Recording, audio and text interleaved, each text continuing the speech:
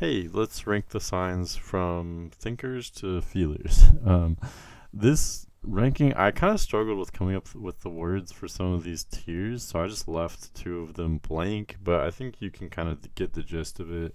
On one side is going to be the feelers, and on the other side will be the thinkers, and then in the middle we have different tiers of, it's kind of self explanatory. The middle will be signs that are kind of equally thinkers and feelers, and then on either side of that will be signs that are slightly on one side or the other. And before I begin, I did want to mention I think these terms can be kind of misconstrued. And what I've noticed being an astrologer is that many people are a little bit sensitive about this topic because I think for whatever reason we've associated, like, oh, if I'm emotional, that means I'm stupid or something like that. That's not how I see it at all. So I want you to know what these terms mean to me before even though this is a just for fun video, I want to be accurate. I want to be understood, right? So like even the signs that are going to be on the most feeling side, that doesn't mean that they're unintelligent. If anything, I actually believe the opposite. Signs that are emotional, there's a lot of intelligence that comes from emotion.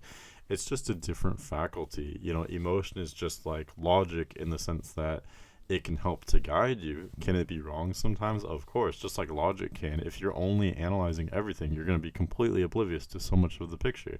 That's the same with emotion.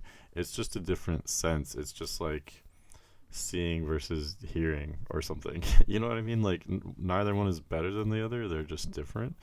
There are pros and cons to both. I think ideally we'd like to be kind of in the middle of this equation, but some signs may gravitate more toward one side or the other, and there's nothing wrong with that. And I felt like there was one more thing I was going to say, but maybe that's it. Whatever. I'll say it if it comes to mind. So let's get into it here. So let's start out with Aquarius. I think this is pretty straightforward. Aquarius is one of the most detached signs for sure. Does Aquarius have deep emotions? Of course it does. And that's another key component here as well that I wanted to talk about is even the signs at the very bottom of this tier video that are the most logical and detached. Do they have emotions? Of course they do. Aquarius is actually a very sensitive sign. It can be very compassionate, but at the same time, like in order to cope with reality, they've learned to detach from themselves and from their emotions. So, even the most detached signs do have emotions, and of course, even the most feeling signs, they think as well. Usually, they actually think a lot. So, just know that before I get further into this. Damn it, I was gonna say something else, but I forgot. Quick plug, if you are interested in getting a reading at any time, check out my website, manic.mercurian.net. And you can also, if you do purchase a reading, make sure to email me, manic.mercurian@gmail.com. All of that information is in the description. But I do have to plug these little readings because, they're a lot of fun. It's great value for your money, but it's also what helps support the channel and allows me to post content like this. So that's my spiel there. Let's talk about Aries though. So Aries is going to be much more passionate than Aquarius, definitely on the feeling side. How feeling are they though? I think they are a feeler, probably more so than most signs. There was this one Aries Sun person who, this was back in my early days of astrology in the first few years, and I was asking him, "Are you a thinker or a feeler?" And he said, "I'm a knower," which I thought was really funny and kind of cute. I think that sums up Aries though. Aries is they know things. It's like very instinctual for them. But I do think that falls under the feeling category. We can kind of lump in emotion and intuition together for this exercise, I think. So I do think they'd be more on the feeling side of the equation. Next is Cancer. Cancer is the most emotional sign. So they're very emotional, very intuitive. They can be a little bit sensitive about you saying that they're emotional, but that in itself kind of just proves that that's the case, right? No, I love Cancer though. Cancer has, I feel like they have great kind of common sense, and that's what I'm talking about. Where there's such intelligence that comes from that emotion. Cancer can be very soulful. They're usually very cautious. I'm getting a little off topic, but all this kind of comes from that intuition, though, if that makes sense. Next is Capricorn. So finally, we have a sign that's a little bit more nuanced, I think. At the face of it, yeah, Capricorn is very detached, very dry. They can be kind of cold and calculated. But I do think Capricorn actually is very instinctual. Yes, they are extremely practical, but I would argue that that practicality comes from a place of instinct. Almost weirdly familiar to what we talked about with Cancer. Cancer is also, they also have a practicality that comes from their instinct as well. Even though they're an opposing sign from Capricorn, they're very different. They do have some strange commonalities. So I would put Capricorn in the second to bottom tier. By the way, I put feelers on top because there's this like somewhat derogatory connotation to feelers and emotion, and many people are very sensitive to that. So I literally put feelers on the top just for that reason. It really doesn't matter who's on the top or bottom because neither of these are overtly positive or negative. They're just different. But yeah, Capricorn. I think I've known some people who have major Capricorn placements, and if you really get to know them, they have an intense side to them. Mars is exalted in Capricorn, for instance. There's a Mars connection there. They can be deeply kind of fiery and passionate and instinctual, and they can actually be somewhat subjective as well. So, that's a little bit different than how they normally are and how they're normally perceived, but there is that side to Capricorn as well. So, yeah. Next is Gemini.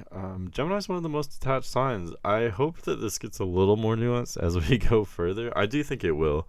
I think part of this is that the signs near the beginning of the zodiac tend to be more, generally speaking, they tend to be a little bit more straightforward and kind of simple. Like, we get Aries, which is like the most fiery sign, right? And Taurus, which is the most stable sign. We'll talk about that later. But you know what I mean? Like, they tend to be very, I kind of relate it to colors. Like, the first several signs are like vivid colors, like, blue, orange, red. But as we get a little bit later, we get more like pastels and like off shades. You know what I mean? So I do think we're going to have more signs that are in the middle later in the zodiac. But Gemini is one of the most detached signs. They're an air sign. They're ruled by Mercury. So they're very intellectual, very informational. They're all about ideas and information, whether that information is complex or just, it could be some profound, highbrow idea, or it could just be some trivial gossip, some crass humor, whatever it is. If it's informational, Gemini's interested. So, yeah, I think that would be definitely on the thinker side. Gemini's another sign that's not always comfortable with strong displays of emotion because they just don't really partake in that language as much so as they do the more mental side of things. Next is Leo. So Leo is, being a fire sign, they're very passionate. Generally speaking, I'm gonna rank fire and water signs at the top and earth and air signs at the bottom. So in other words, I've always viewed fire and water signs as being more passionate, more emotional. Earth and air signs as being a little bit more detached, even though it is a little bit more nuanced than that. Fire signs can be detached, I guess, in a way. That's not really a good word for it. Earth signs can be deeply emotional, but they control it, if that makes sense. We'll talk about that as we go through the signs. But Leo, being a fire sign, they are more passionate. Leo kind of rules the heart center. So yeah, they're very passionate. They definitely know how they feel. Let's just put it that way. And they can be a very open sign as well. So if you combine Leo with like some air, for instance, it can make a very intellectual person. Or Leo with Virgo, for example. But Leo on its own, I do think would be more of a feeler. I'm debating. I'm gonna put them in the most feeling category. I feel like some people are gonna fight me on this. You definitely can fight me if you'd like. If you have any opposing ideas, definitely let me know.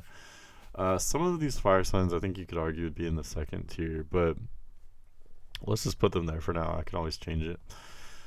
Next is Libra. So this is kind of more complicated as well. I've often said that I view Libra as being the most detached sign, even though that I can see how that would be a little bit confusing because Libra doesn't seem detached. That's their whole thing. They're very receptive to other people's feelings, and but even that in itself, you could argue, comes from a place of detachment. They're so detached from their own emotion that they're connecting with the emotions of others. So that gets a little bit tricky, because out of the three air signs, depending on how you look at it, you could argue Libra is the most detached, or you could argue they can be very sentimental and very attuned to other people's feelings. I was just talking about that in the reading I did before this video. So Libra is tricky. Dang. I always say they're the most detached sign, so I should put them here. But they can be very sensitive as well, especially for you Libras that were born 1991, 1992, because that subgeneration has South Node in Cancer. That goes for any sign. I'm thinking of doing a series where I look at the astrology of generations and subgenerations. Let me know if you'd be interested in that. I'm very receptive to encouragement, but I think that'd be interesting to do. But anyway, Libra on its own, they're the most detached sign. I have to stand by what I said. They are strangely more receptive to feelings than the other air signs are. I don't know. Yeah, you could argue. Maybe I'll put Libra here, even though it's a little bit tricky, though. Okay, Pisces. Pisces is interesting because I think they're simultaneously one of the most emotional signs, but they can also be detached at the same time, or maybe at different times. They can kind of oscillate. The Pisces is a mutable sign, so they have that kind of range to them. That being said, though, Pisces is still clearly very emotional. You know what? I'm going to bump these fire signs down. I don't think they can compete with the water signs in this particular area. Because, well, fire signs, they definitely know how they feel, but they're not nearly as receptive to the feelings of others, generally speaking. They can be at times, but so generally, yeah, these water signs, Cancer and Pisces in particular, very much tend to wear their heart on their sleeves. Cancer can sometimes have that shell and be a little bit more rigid, but they can also be a little bit more open with their emotion.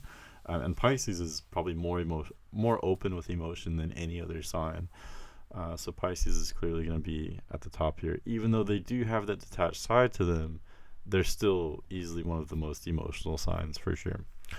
Okay, next is Sagittarius. So finally, this is kind of what I was thinking about when I was saying some of these later signs are going to be a little bit of both, because Sagittarius is the centaur. So, something, I'm surprised I haven't mentioned this yet, but you may have heard me say this in other videos where, other than just looking at the elements or polarities or modalities, there's many different ways we can group the signs. But one way that's I've found to be very interesting and very effective that I've never heard anyone else talk about is, are the signs symbolized as people or animals? The signs symbolized as animals will all be much more in touch with their feelings and instincts than the signs ruled by or symbolized by people. So that's where, of course, all the water signs and kind of all the fire signs are symbolized as animals. But even signs like Capricorn, for instance, which is very practical, is symbolized as an animal. So that's why, it shows you that they're very instinctual. But anyway, Sagittarius is interesting because they are the one sign that is both human and animal at the same time. They're centaur, so half human, half horse. So that just indicates they're very instinctual, they're in touch with their emotions. Sagittarius is very passionate, very emotional, but also detached at the same time. They are intellectual and analytical as well. So they have kind of a blessing and a curse of dealing with all of it. How do you manage all of that? That can be really beautiful if you do learn to utilize those different functions. But it's also a lot to deal with. So they're definitely going to be near the middle. I would say Sagittarius is maybe slightly more of a... Well, it can kind of go either way. That's another thing too. When you have mutable signs they'll adapt to whatever energies are around them, whether it be in a natal chart or with interpersonal dynamics. So in other words, if Sagittarius is around a lot of emotional types, they will be more emotional. If they're around more intellectual types, they can be intellectual. They're malleable, they're adaptable. Same within a natal chart. If someone has Sagittarius sun, but then they've got Mercury and Moon in Scorpio and Pisces rising, well then, of course they're going to be much more sensitive and emotional. So anyway, but yeah, generally I would say Sagittarius is one of the most middle of the road signs here. Next is Scorpio, which is also it's going to be in the middle for sure. Scorpio is one of the most emotional signs. They are a water sign, but they are unique among the water signs in the sense that they're very much in control of their own emotion, and they prefer to well, let me put it this way. Scorpio is hyper aware, maybe more so than any other sign.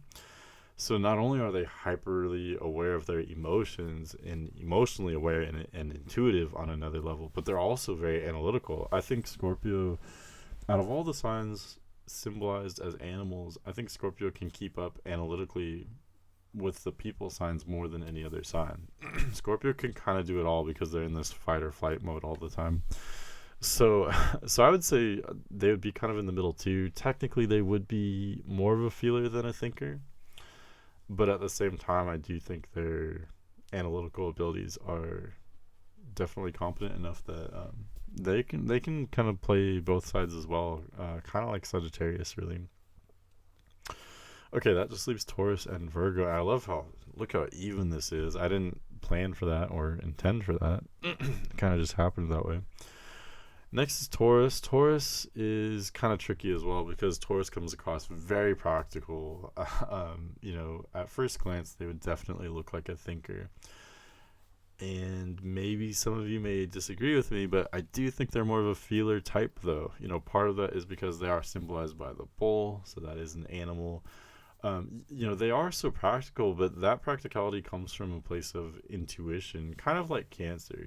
Taurus and Cancer both have a connection to the moon. Moon ruling Cancer and being exalted in Taurus, and Moon is the planet of emotion. So, Taurus is the expert of emotions in a way when it comes to having firm boundaries, but also being receptive to others at the same time.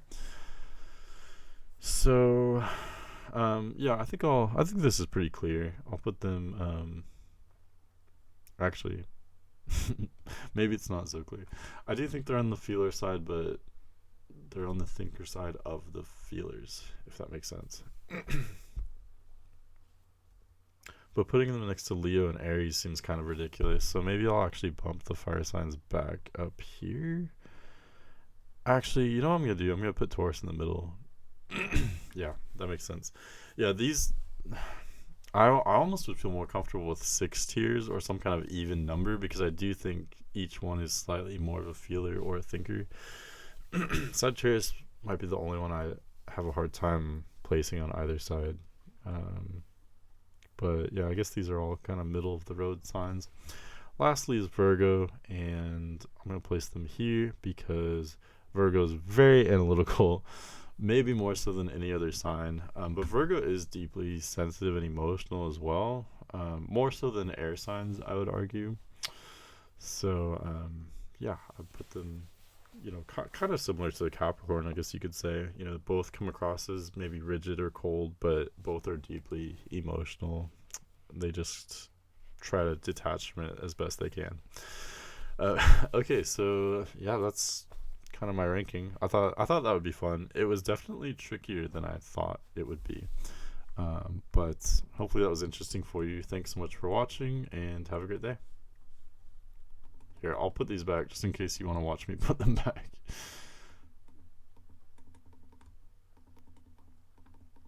There we go.